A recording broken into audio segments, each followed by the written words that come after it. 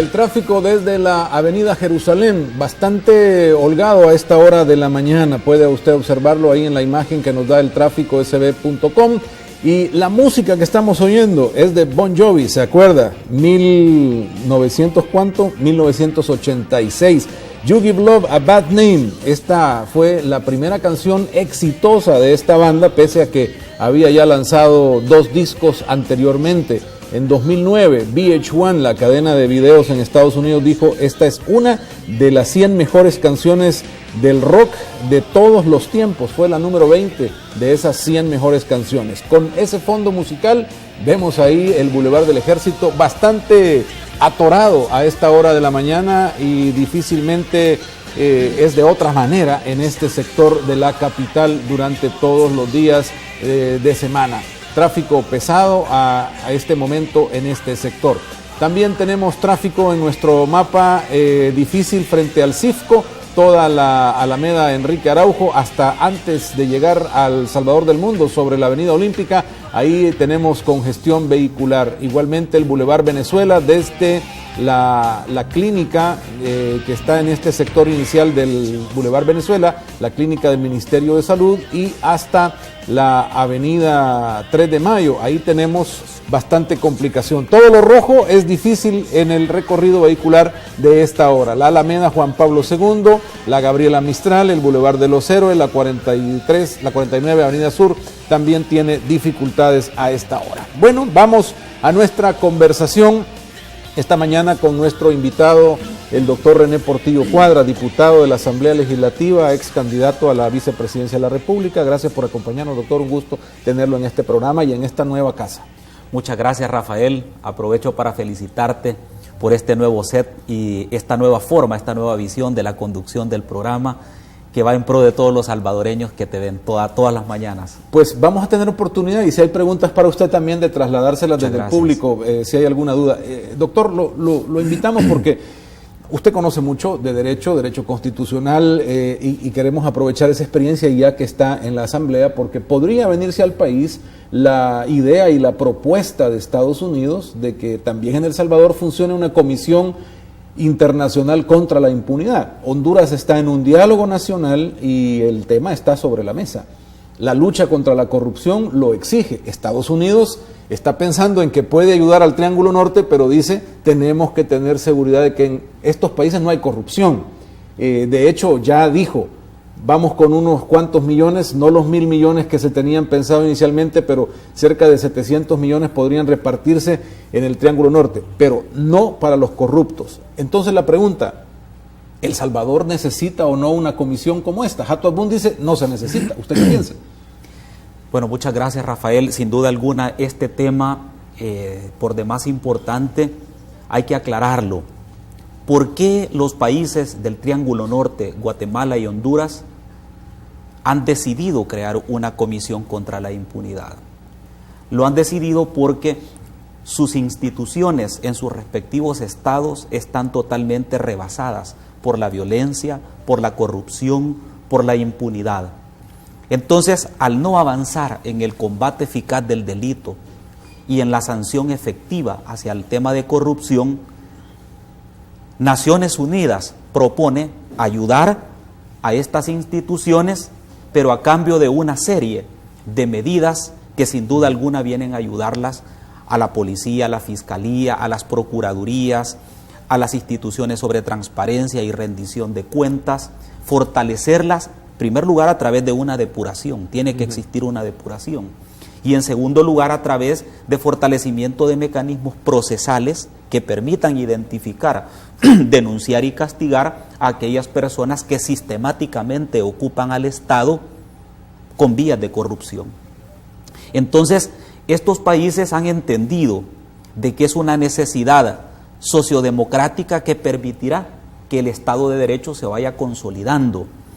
En Guatemala, la Comisión contra la Impunidad nace a partir de un esfuerzo que se hace en el 2004, que no tuvo mayor relevancia porque hubo oposición política y social, y no es sino hasta 2009 que se llega a un acuerdo nacional que permite establecer esta comisión de orden internacional monitoreada por internacionales, pero dirigida por nacionales.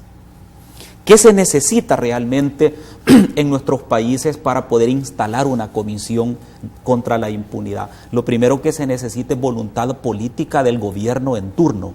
Es decir, que Casa Presidencial junto con el partido oficial vean esto no como una confrontación entre poderes, sino como una forma de sanear las instituciones que hoy por hoy se convierten en la mayor retranca para el avance del Estado de Derecho. Ahora, uno podría, y le van a servir su café, doctor. Muchas gracias.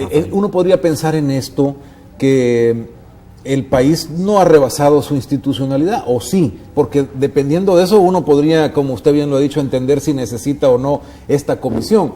Pensaríamos que en El Salvador funciona un poco mejor que en Honduras o en Guatemala, o esta sería una obligación para una mejor relación con los Estados Unidos. Imposible contestarte la pregunta sin irme a los casos concretos. El Programa de Naciones Unidas para el Desarrollo, PNUD, en su último informe señala que en nuestro país, de cada 10 homicidios que hay, solamente 2 llegan a sentencia y solamente 2 son condenados. Significa que hay 8 homicidios en nuestro país a diario de cada 10 que no son castigados. Eso se llama impunidad. Segundo ejemplo importante, hemos tenido casos en donde hay más preguntas que respuestas, como es el caso del Chaparral, donde se invierten 108 millones simplemente para hacer un hoyo al que todavía están pidiendo meterle 71 millones más. 9 millones más por 2 diseños que no se por usan. Dice hoy la prensa que no se vamos usan. A comentar más. Correcto. Entonces, ¿es eso corrupción o malversación de fondos? ¿Sí o no? Es decir, ¿a dónde están originalmente esos 108 millones que se invirtieron? Esa es una pregunta que hay que hacerla. ¿Alguien la está investigando en nuestro país? No. Lo que se dijo casi informalmente por la Fiscalía es que se iba a investigar, pero resultados de la investigación no hemos tenido. Tercer ejemplo, el tema, por ejemplo, de los lotes del ITFA, que fueron comercializados por una empresa en donde parte de esos accionistas era el anterior presidente de la Asamblea Legislativa, y en donde la institucionalidad democrática que se llama Tribunal de Ética Gubernamental dice que simple y sencillamente eso se va a archivar porque no constituye ningún tipo de acción antiética contra el Estado, ni tampoco la Fiscalía se pronuncia. Entonces uno dice, ¿qué es lo que está fallando en el país? La ausencia de leyes, la falta de transparencia y de valor para poder juzgar estos casos, ¿o es que realmente el poder político tiene tomadas las instituciones? Es decir, hay de todo un poco. ¿El caso Flores lo pone ahí también, doctor? Sí, por supuesto que sí, solamente que en el caso Flores ya hay una judicialización del caso. Hay un requerimiento fiscal, hay un juez y una fiscalía que está activada, que el caso se está diligenciando. Es decir, en el caso, por ejemplo, de Selenel, lo que se logró determinar es que era un caso con un tinte político, en donde la política partidaria absorbió la institucionalidad y la puso no al servicio de la verdad social, sino a la verdad del poder político del partido de turno. Es decir, ahí es donde entra una comisión contra la impunidad. Si hay muestras de que podría ser necesaria, ¿cabe dentro de nuestra legislación? ¿Es compatible con la Constitución? ¿O esto se podría convertir en un debate que le impida trabajar a una instancia como esta? Porque la investigación parte de la Fiscalía y aquí hay que traer fiscales de otro lado, viene gente de afuera a ejercer el trabajo de investigación. A tal punto que en el diseño de Guatemala y en el diseño de Honduras, los miembros que integran esta comisión contra la impunidad gozan de fuero, precisamente para que no sean influenciados por las mismas estructuras de poder que tienen agobiadas a las instituciones.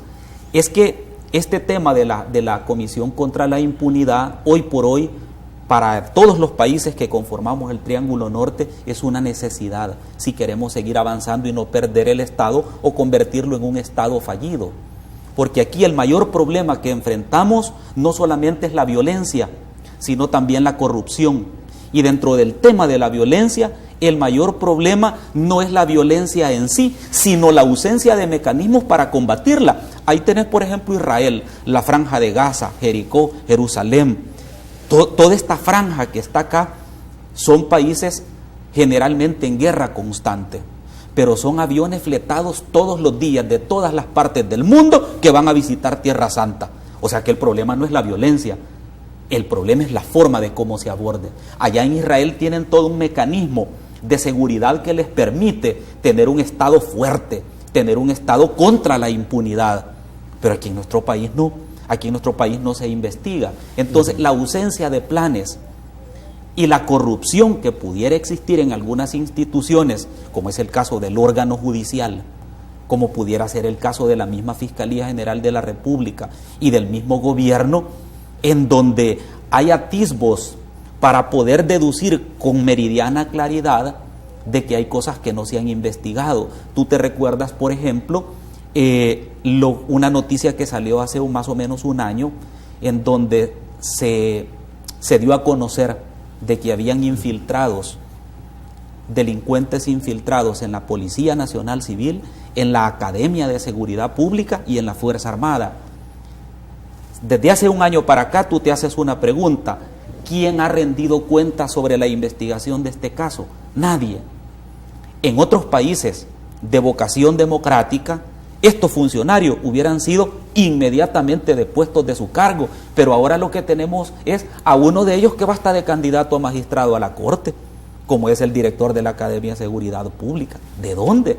Es decir, ¿ves cómo va caminando como una bola de nieve cuando no se atienden oportunamente este tipo de casos? Para eso necesitamos una comisión. ¿Habría que reformar la Constitución? En Guatemala se hizo. En Guatemala se reformó la Constitución en el acápite sobre el tema del Poder Judicial, para darle competencia a otros órganos de Estado, no para que sustituyan al órgano judicial, sino para que colaboren con el órgano judicial. Pero si es necesario hacer reacomodos de orden legal para tener una comisión contra la impunidad, yo creo que hay que hacerlo y hay que analizarlo. Hay que analizarlo con detenimiento. ¿Está el país preparado, doctor? Porque cuando fueron los acuerdos de paz se suponía que íbamos a estar o estábamos anímicamente preparados para una investigación de una comisión de la verdad y vimos que se llegaron a verdades, pero cerramos el libro y no terminamos de clarificar o de investigar. Muchas de estas cosas hoy son parte de esa impunidad que todavía sigue campeando en el país. ¿Estaremos hoy en mejor disponibilidad para que nos dejemos investigar por otros desde afuera? Mira, hay una encuesta que recientemente se hizo sobre este tema de la Comisión contra la Impunidad, y 8 de cada 10 salvadoreños planteaban la necesidad de que exista. Es decir, socialmente la opinión pública te está diciendo y te está reclamando que haya una comisión contra la impunidad para evitar este tipo de atropellos y de flagelos de los dineros públicos. Quien no está de acuerdo en esto es el gobierno. El gobierno no, y hay que decirlo con franqueza. ¿Por qué no está de acuerdo el gobierno? Porque a los primeros que van a investigar son a los últimos 2 gobiernos. ¿Por qué? Porque los casos penalmente están activos, no han prescrito. Entonces hay que ser franco en este tema.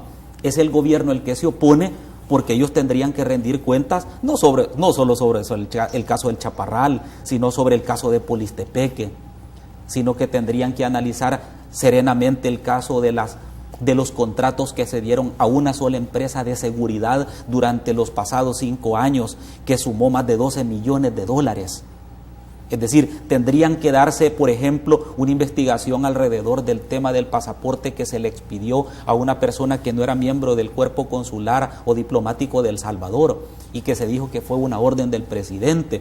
Tendría que analizarse seriamente el tema, por ejemplo, de Albapetróleos, es decir, cómo es que se vende Albapetróleos al gobierno de Venezuela, habiendo sido financiado con dinero de las alcaldías municipales, primero sin haber tenido una autorización de la Superintendencia de Obligaciones Mercantiles, segundo sin haber pagado impuestos y tercero sin haberlo decidido los alcaldes. ¿Cómo es que se venden estos activos a un gobierno y no se les paga o se les resarce en daños y perjuicios a las alcaldías aportantes?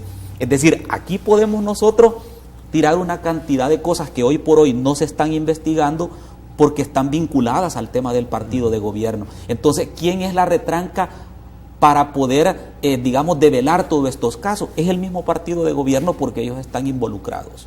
Pero esto iría más allá. Entenderíamos como el caso hondureño o el caso guatemalteco, una comisión tiene que ir al narcotráfico, a los vínculos de lavado de dinero. Estados Unidos está, creo yo, ahora poniendo su máximo interés en el Triángulo Norte y esto no es de otra manera posible sin este tipo de exigencias. Entonces, ¿es eso también una injerencia? ¿Cómo hay que verlo? Yo diría que al contrario, es un aporte valioso de un gobierno amigo que trata de ayudarnos, así como nos ayudó para financiar los acuerdos de paz.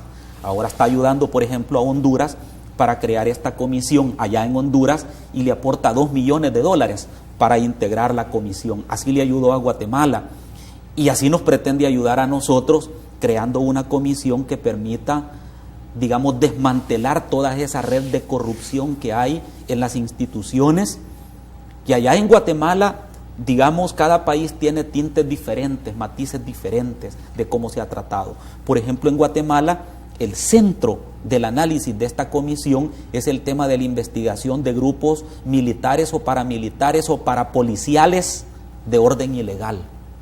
Digamos que ese era como el centro del tema de la investigación.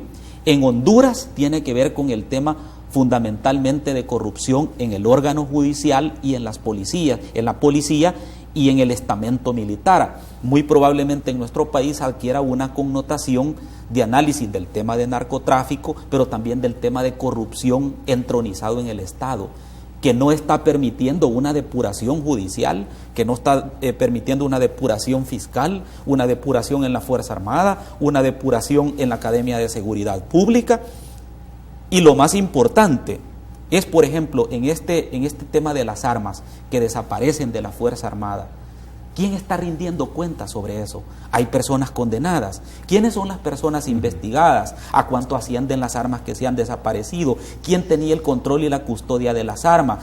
El ministro de Seguridad Pública debe de rendir un informe sobre esto. Este tipo de cosas son las que esta comisión debe de poner en claro. Estamos por elegir fiscal general de la República, o de reelegir, según algunos. ¿Qué es lo que debemos achacar también a esa impunidad, a la fiscalía de estas instituciones, doctor? Mira, interesante pregunta.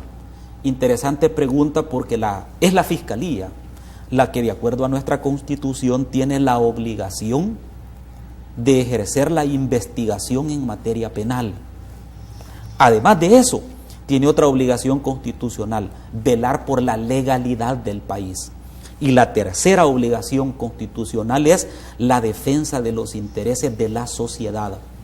Cuando tú analizas esas tres cosas, te haces una pregunta: ¿este fiscal o estas fiscalías que le han antecedido, incluyendo esta, han respondido a esa misión constitucional? Es decir, ¿se siente satisfecha la población del servicio que presta la Fiscalía General de la República? ¿O hará falta un fiscal con más carácter, un fiscal más ordenado en términos de la investigación del delito, un fiscal más acostumbrado a rendir cuentas a la población sobre los casos que se han investigado y los que no se han investigado y por qué no se han investigado?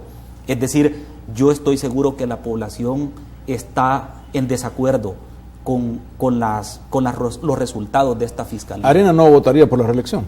Mira, no pudiera yo adelantar ningún criterio sobre el tema de la fracción porque esa respuesta le tocaría a nuestro coordinador de fracción, pero sí te voy a decir la mía, esa sí te la voy a decir. Yo no votaría por ese caballero, no votaría por la reelección de ese señor porque creo que el país merece algo mejor. Hay preguntas del público, si están relacionadas al tema, pues bienvenidas para nuestro invitado. Hola, buenos días. Sí, licenciado. Quiero felicitarlo por tan valiosa invitación ahí al CEP, como lo es el doctor distinguido que tiene ahí. Soy, ¿cómo le quiero decir?, muy simpatizante a lo que él dice. Yo quisiera preguntarle al honorable doctor, porque él mencionó también a ese señor que va como candidato a ¿cómo le llama?, al Tribunal Supremo Electoral, que es el licenciado de la Academia de Seguridad Pública.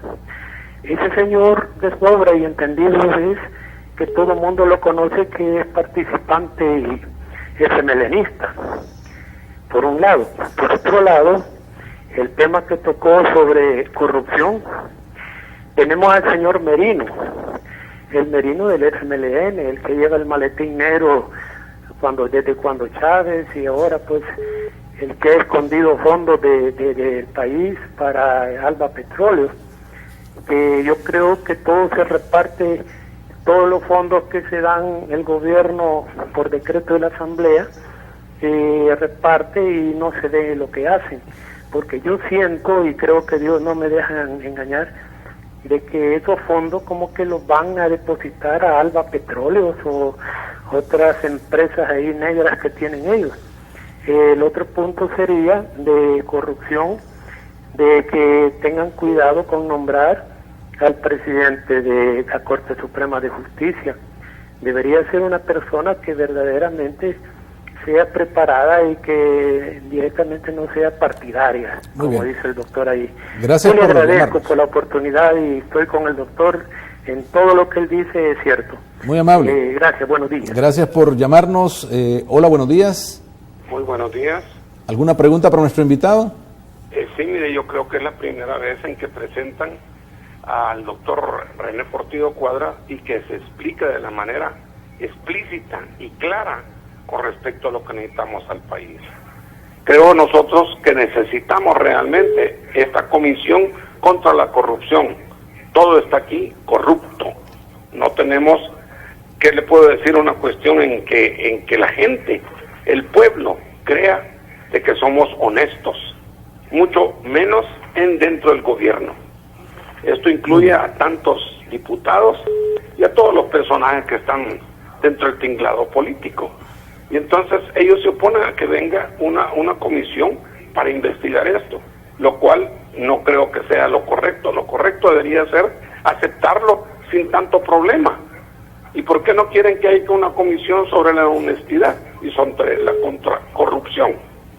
Muy bien, gracias por llamarnos, muy amable. Doctor, nos tomamos una llamada más. Hola, buenos días. Buenos días, Rafael. Bienvenido. Le felicito por su programa, solo quiero, en una cosa estoy de acuerdo con el diputado que está allí, no a la reelección del fiscal. Le felicito al diputado y qué bueno que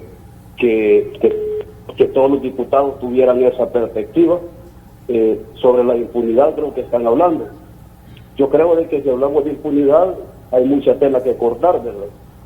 El diputado decía sobre Alba Petróleo.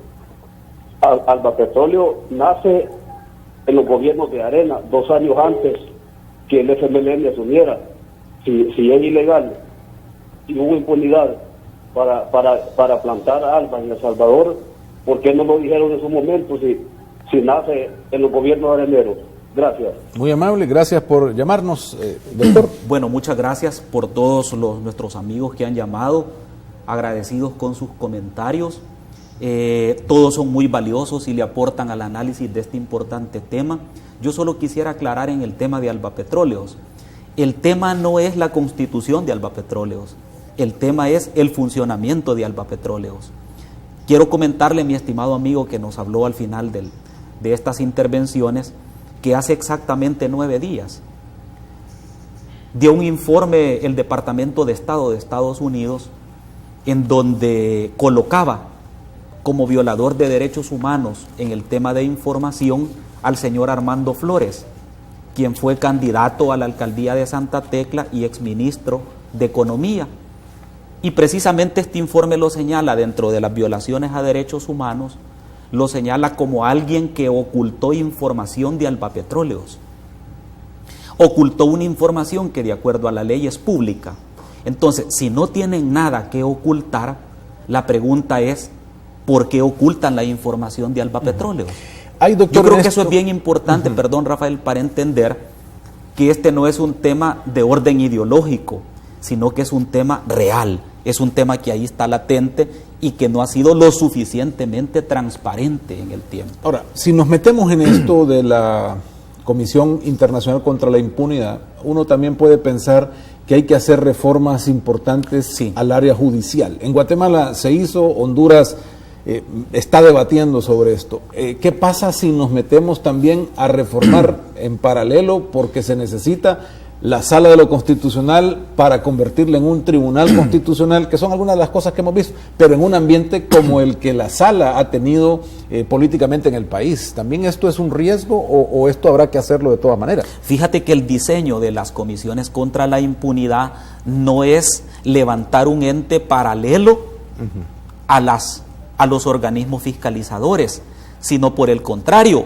fortalecer estos organismos fiscalizadores, llámese Corte de Cuentas, llámese Tribunal de Ética, llámese Inspectoría de la Policía, Inspectoría de la Fuerza Armada, Fiscalía, etcétera. Lo que sí es necesario es que hacen investigaciones que permiten diagnosticar cuáles son los tropiezos que tienen las instituciones en el desarrollo de su cumplimiento legal o de su misión legal, y a partir de ahí establecen recomendaciones a los gobiernos que permiten ir avanzando en los temas. Es decir, no se trata de levantar un ente paralelo, sino de fortalecer los entes fiscalizadores. Doctor, muchísimas gracias. No tenemos más tiempo, pero esta conversación ha sido importante dilucidarla para este tema que seguramente va a estar en la discusión nacional o Sin debería duda. estar en los próximos días. Muy amable. Nosotros hacemos una pausa para ir inmediatamente al tráfico y después continuamos con la lectura de las portadas y noticias que nos tocan de este día lunes. Gracias, doctor. por Gracias, habernos Rafael. acompañado. Estás viendo Así estamos con Rafael Domínguez.